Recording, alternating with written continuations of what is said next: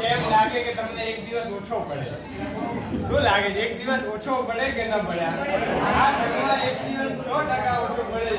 આ જે જનમેદની દેખાઈ રહી છે એના પરથી લાગે કે પ્રતિષ્ઠા ઉપર જે સંખ્યા હશે એના પછી હાઈએસ્ટ કોઈ સંખ્યા હશે તો આજના 100% આ નિયાણીઓને ફાળે જાય છે. આમ જે તિલક રૂપે જે કલગી લાગવા જઈ રહી છે આ બધી દીકરીઓને જાય. આ ભગવાન છે તમને આમ એરોપ્લેન ને ઉતરવા માટે એરોડ્રામની જરૂર પડે.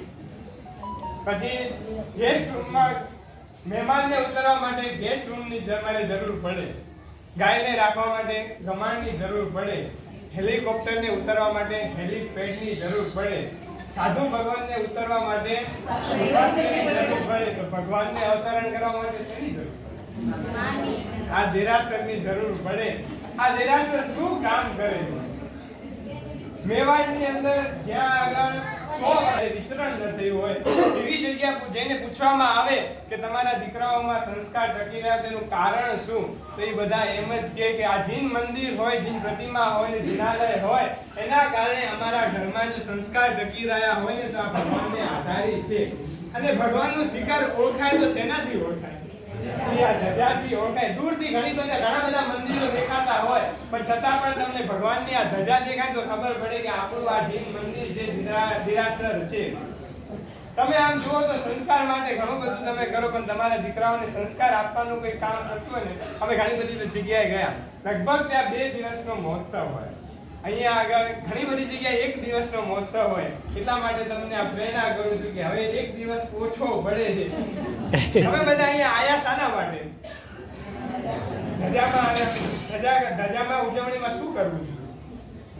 17 જેવી પૂજા હોય, 18 અભિષેક હોય, તમારા બધાની હાજરી ક્યાં?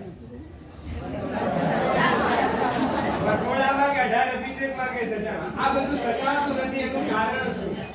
સંઘની ઉન્નતિમાં પણ એક જે આ મુહૂર્ત કે સચવાતું નથી, કાં તો 18 અભિષેકમાં કોઈની હાજરી નથી હોતી.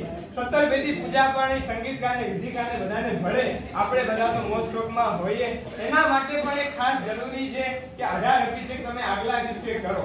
તો એના માટે પણ 2 દિવસનો પ્રોગ્રામ થશે ને એટલે તમને મહોત્સવ ને માહોલ એક વધારે પ્રકારનો ઉત્સાહ થશે. એટલે રાપરવાળા સંઘને ખાસ વિનંતી છે કે હવે અમે ગઈકાલે સાંજનું જમણ તો હતું, બપોરે 18 અભિષેક તમે રાખો તો એમાં પણ તમે માણી શકો. 18 અભિષેક ને ભગવાનના અભિષેકને તમે માણી શકો.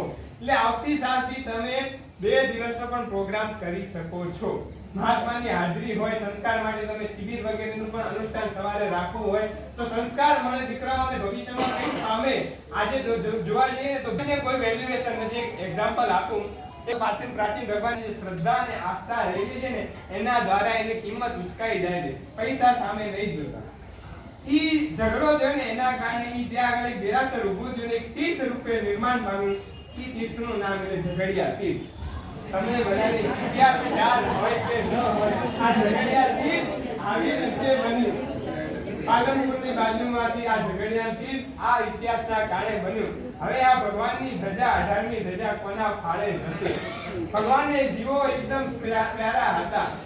ભગવાનની સર્વે જીવો પ્રત્યે મૈત્રી ભાવ હોય ને જીવ દયા પણ આપણે ધજા દીધા પછી ધજા ચડ્યા પછી મોટી શાંતિ સાંભળ્યા. એકવાર જોરદાર જિલ્લા સાથે સુસંવાદ કરીએ. બોલ શ્રી